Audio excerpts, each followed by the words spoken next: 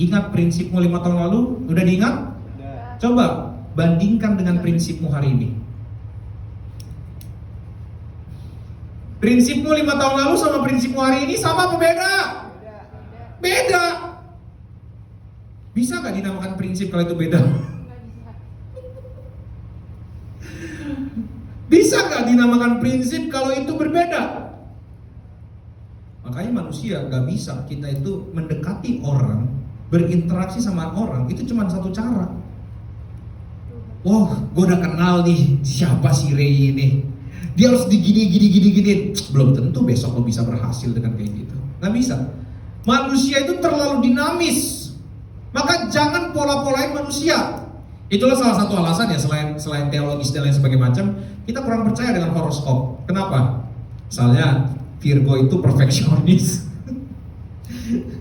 Terus Aquarius itu terlalu misterius. Apa? Maksudnya itu kan sudah dipolakan gitu ya. Oh, polanya yang ini.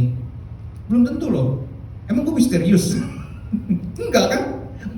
Lebih ke aneh sih. Lebih ke aneh sih, bukan misterius ya.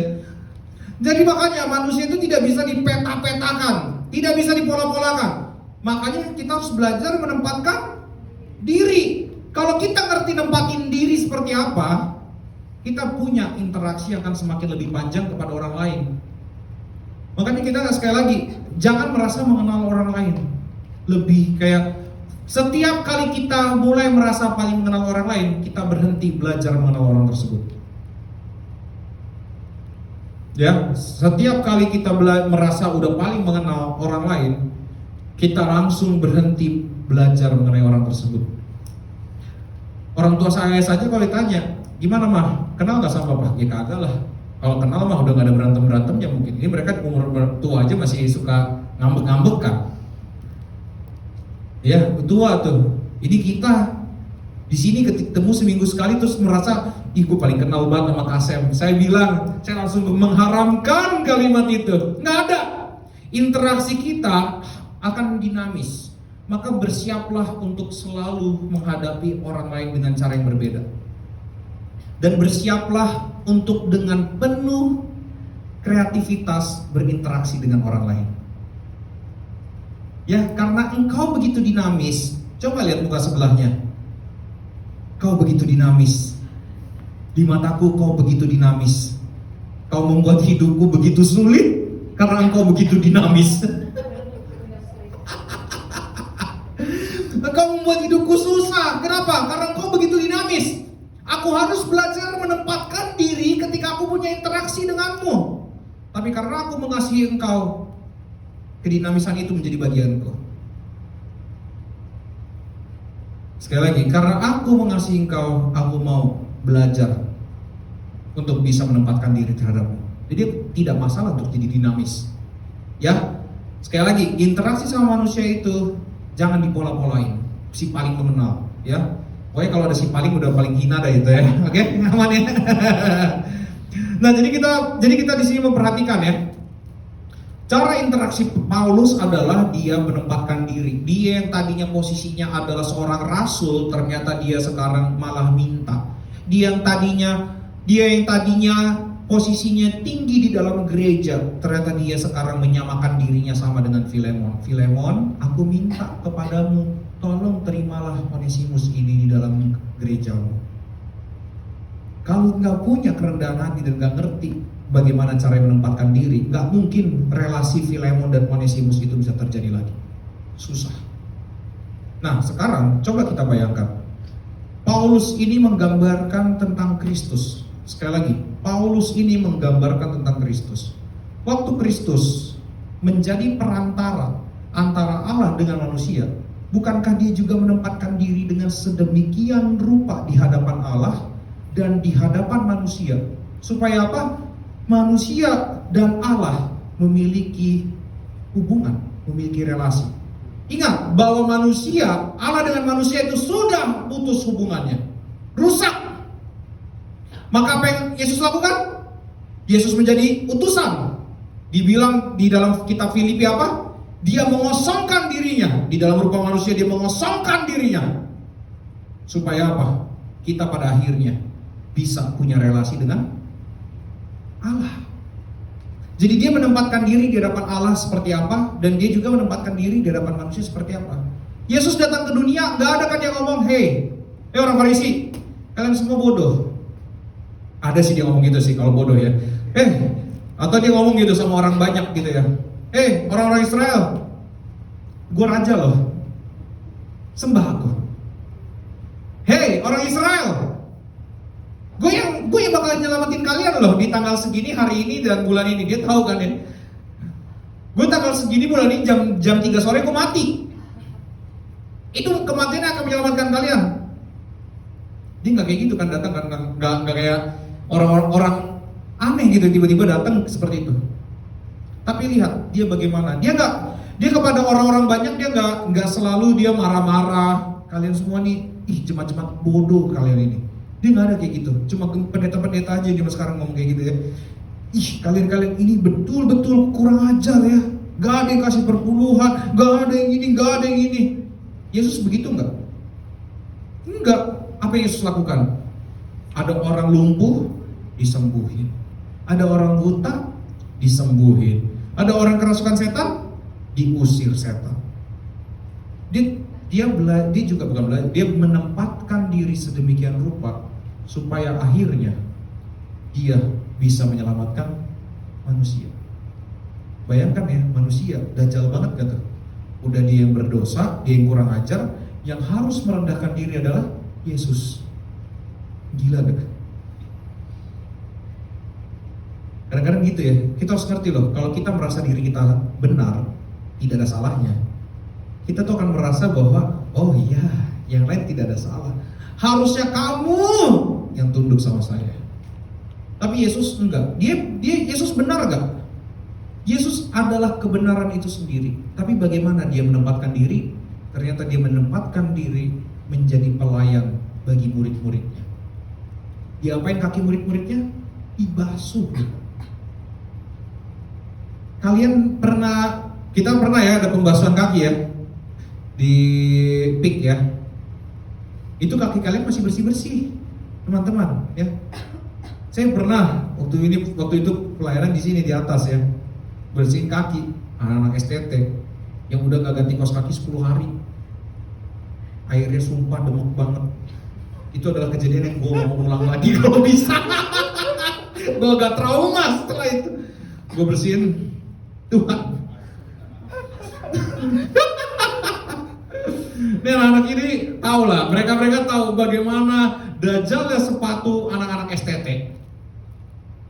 Dan di sana ingat, Yesus ini di tanah orang Israel yang which is itu semuanya pasir, oke?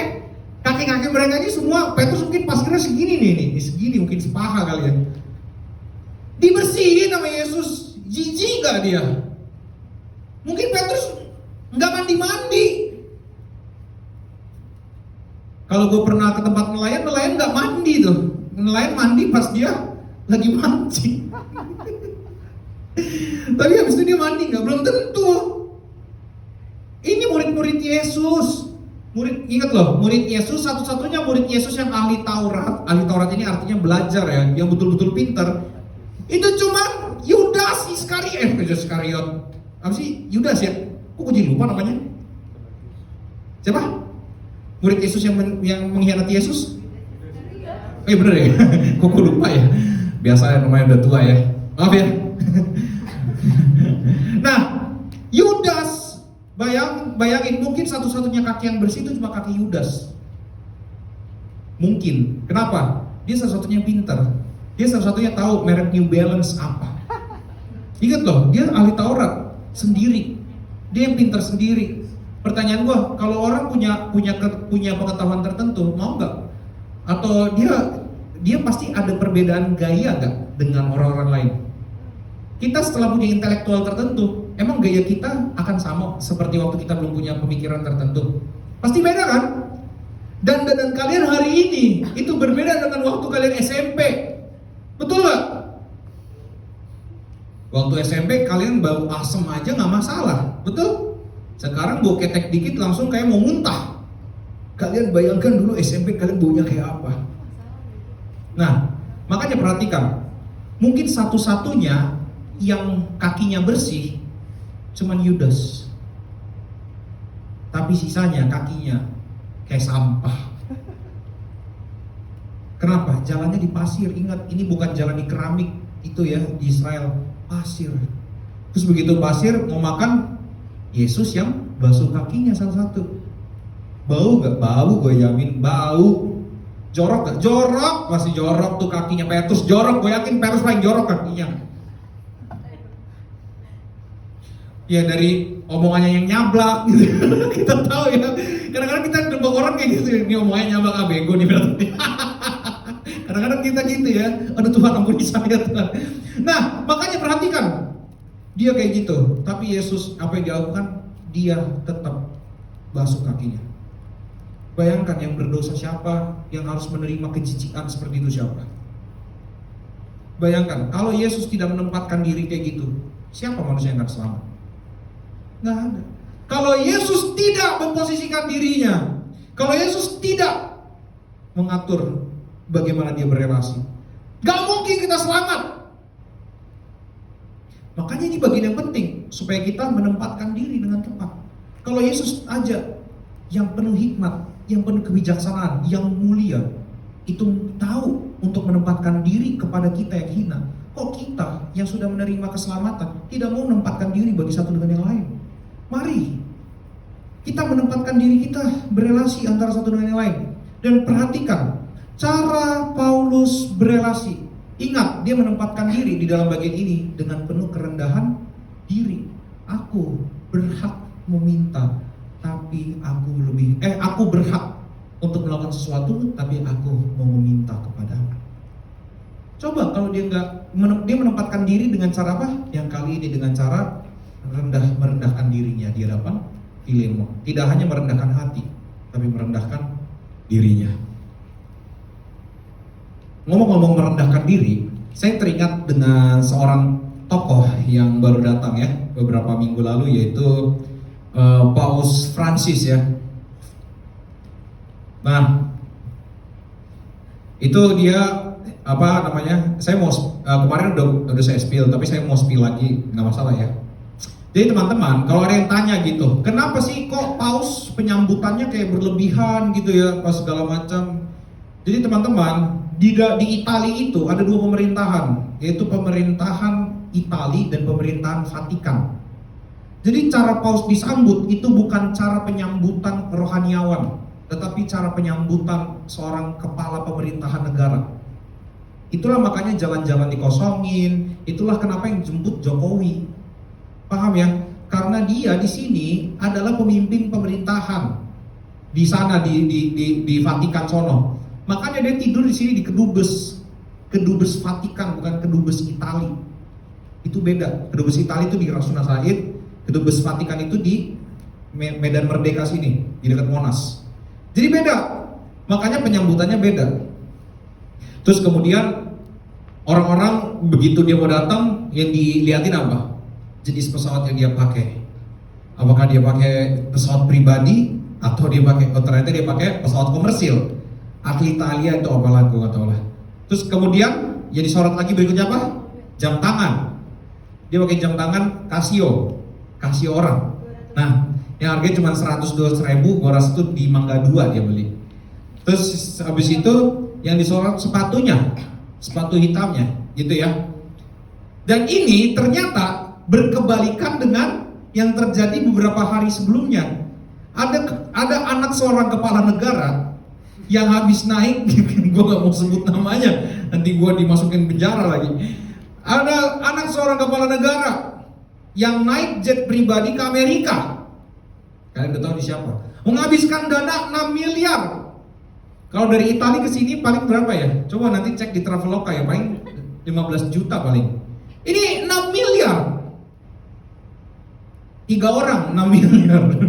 Itu ya, 6 miliar. Terus habis itu turun di bandara langsung naik mobil. Kalau kita kan kalau di bandara kan nggak naik mobil ya, kalau nggak naik bis jalan kaki atau pakai garbarata kan jalan. Terus begitu jalannya jauh banget lagi, apalagi kalau kita turun di Terminal 3 Ultimate tuh yang idih jalannya itu ampun dah, kayak Pokoknya orang tuh kalau naik Garuda Indonesia sekarang, kalian turun di Terminal 3 Ultimate, udah gue jamin besoknya mendingan kalian langsung lanjutin fitnessnya. Itu karena itu jalan jauh banget. Gue pernah flight ke Pontianak di ujung banget itu pintunya, di ujung gate 26 apa 29 apa 270 nggak tahu lah gue. Itu tulisannya di situ, tulisannya jalan kakinya 12 menit. Di mana jalan kaki 12 menit selain di bandara? Gue pernah. Aduh, gue sampai capek banget gue itu. Nah, bayangkan kalau kita penduduk harus kayak gitu. Dia enggak dijemput Alphard di ininya pesawat, apa sih namanya tuh, ya gitunya di itunya lah. Dijemput tidak lewat bea cukai. Lihat, pertanyaannya, itu layak nggak bagi seorang pemimpin? Gue mau tanya, kalau ada orang yang lo lihat berkuasa, punya uang, dan dia melakukan sesuatu dengan uangnya dia, dan sangat berlebihan, seorang pemimpin, menurut kalian, dia karena dia punya duit dan dia punya kuasa, dia melakukan itu. Pertanyaannya, menurut kalian wajar gak? Wajar. Di satu sisi wajar, satu sisi gak wajar, bener gak? Di satu sisi wajarnya kenapa? Karena dia punya uang, punya kekuasaan, aman kan? Betul ya? Tapi satu sisi gak wajar juga, kenapa? Bukan soal kemanusiaan. Lu pemimpin. Pemimpin itu selalu berkaitan dengan melayani. Yang namanya pemimpin, kaitannya tuh gak pernah selalu dengan seperti seorang superstar. Gak. Kaitan pemimpin itu bukanlah artis atau superstar. Kaitan pemimpin itu selalu dengan pelayan. Jadi, waktu ada orang yang justru dia pemimpin tapi melakukan sesuatu yang lepas daripada hal yang terkait dengan dia, itu menjadi sesuatu yang aneh. Betul kan? Dia pemimpin, hal yang terkait dengan pemimpin apa? Pelayan. Tapi dia tidak melayani. Aneh enggak? Akan respect enggak kita dengan orang seperti itu? Mau enggak kita punya interaksi sama dia? Enggak. Tapi lihat Paulus, dia pemimpin, tapi dia pelayan. Akhirnya apa? Interaksi itu terbuka. Makanya kalau ada seorang pemimpin, siapapun kita di tempat ini, mau siapapun kau, kayak kan kalau orang-orang bilang, hari ini kita belum jadi pemimpin, tapi suatu hari nanti kita akan memimpin. Jangan lupa, kalian adalah pemimpin di dalam diri kalian. Kalimat-kalimat ini ya, gitu ya. Dan jadi gue mau bilang gini, saat ini mungkin apapun powermu, mungkin di antara kita, gue mau bilang power gini dengan cara gini, di antara kita yang ada di gereja ini, mungkin kita akan melihat kekuatan itu dengan berbagai cara. Kekuatan itu artinya apa? Yang paling dituakan di sini, bisa kan? Itu adalah sebuah kekuatan. Apalagi engkau lebih kaya daripada yang lain, itu bisa jadi kekuatan? Bisa. Engkau lebih pintar daripada orang lain, itu bisa jadi kekuatan? Bisa. Engkau lebih kreatif daripada orang lain, itu bisa jadi kekuatan? Atau apapun itu yang lain, lu lebih daripada yang lain, atau bahkan lu punya posisi yang lebih tinggi daripada yang lain. Ya, kita punya posisi yang lebih tinggi daripada yang lain, itu bisa jadi kekuatan. Dan itu kaitannya selalu harus dengan melayani. Maka kalau engkau memiliki hal-hal tersebut, salah satu dari hal-hal tersebut, tapi kau tidak melayani, maka orang tidak akan ada yang bisa membangun interpersonal relationship denganmu. Karena seorang pemimpin itu marwahnya adalah, marwah ini apa ya?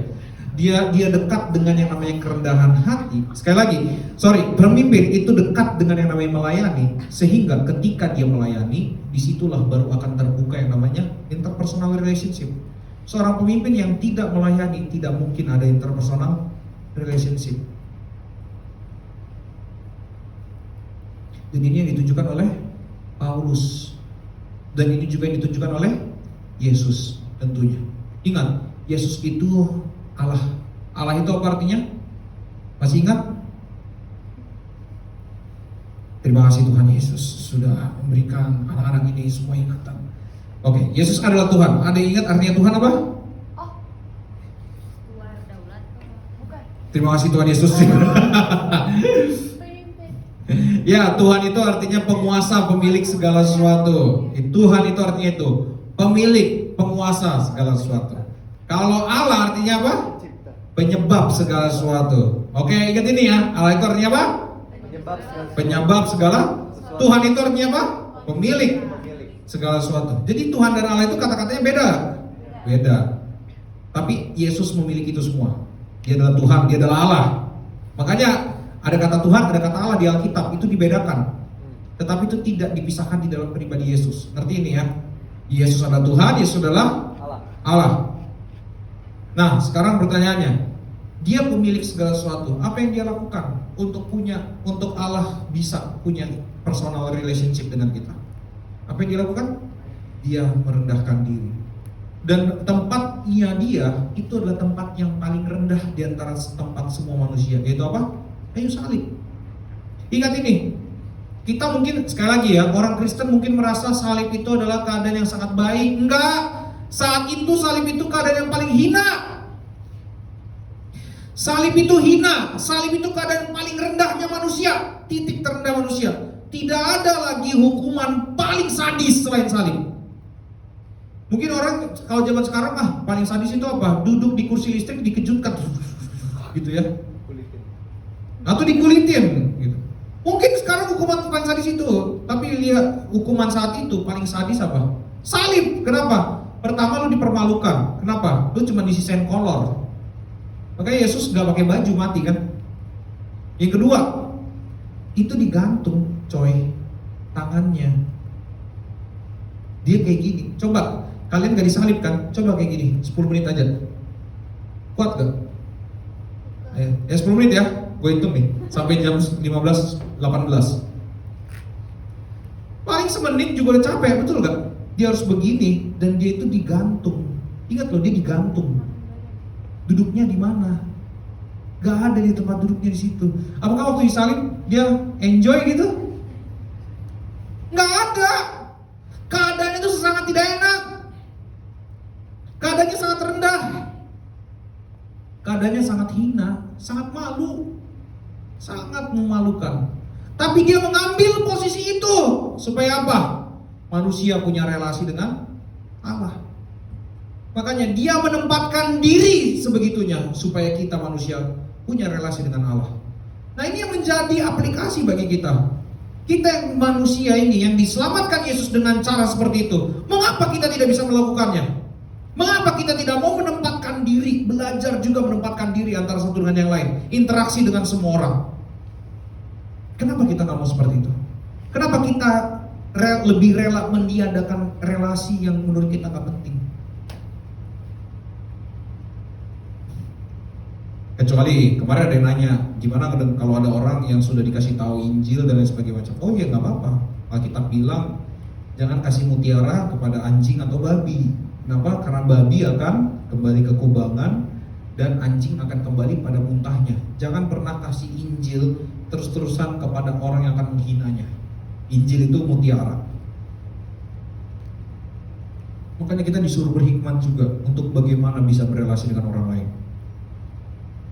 Dan sekali lagi, ini menjadi penekanan keras bagi setiap kita pada siang hari ini. Apa? Belajarlah menempatkan diri antara satu dengan yang lain. Siapapun engkau, apapun kebiasaanmu, seberapa banyak energi yang kau punya, uang yang kau punya, jabatan apapun yang kau miliki saat ini, itu semua tidak ada gunanya kalau kau tidak bisa menempatkan diri untuk berelasi dengan orang lain.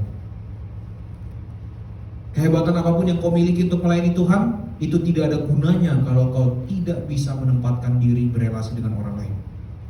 Jadi belajarlah saat ini untuk menempatkan diri. Dan ingat, waktu belajar menempatkan diri, manusia itu terlalu dinamis, terlalu gampang berubah. Kalau engkau melihat orang lain berubah-berubah, engkau juga berubah. Engkau hari ini bilang A, besok bisa bilang A1, besoknya A1,2, besoknya balik lagi ke A. Kau sadar gak manusia yang paling banyak berubahnya itu kau juga. Saya juga gampang berubah, kita semua di sini gampang berubah. Makanya nikmati perubahan itu dengan cara apa? Ayo belajar menempatkan diri aja. Gak usah disesali orang berubah. Ih, kok dia berubah sih?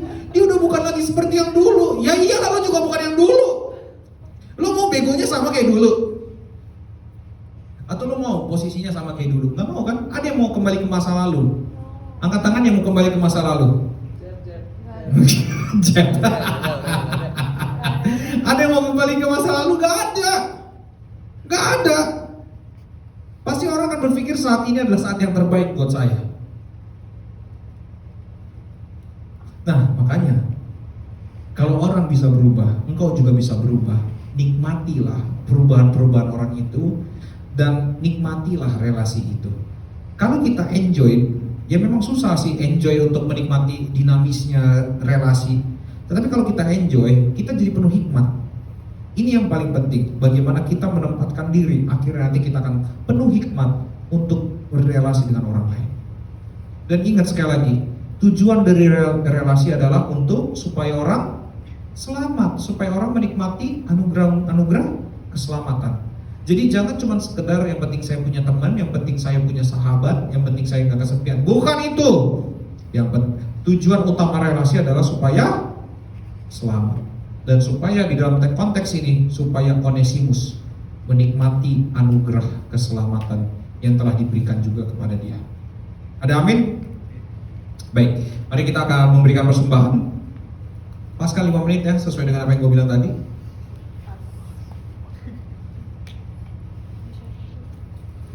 Sambil memberikan persembahan,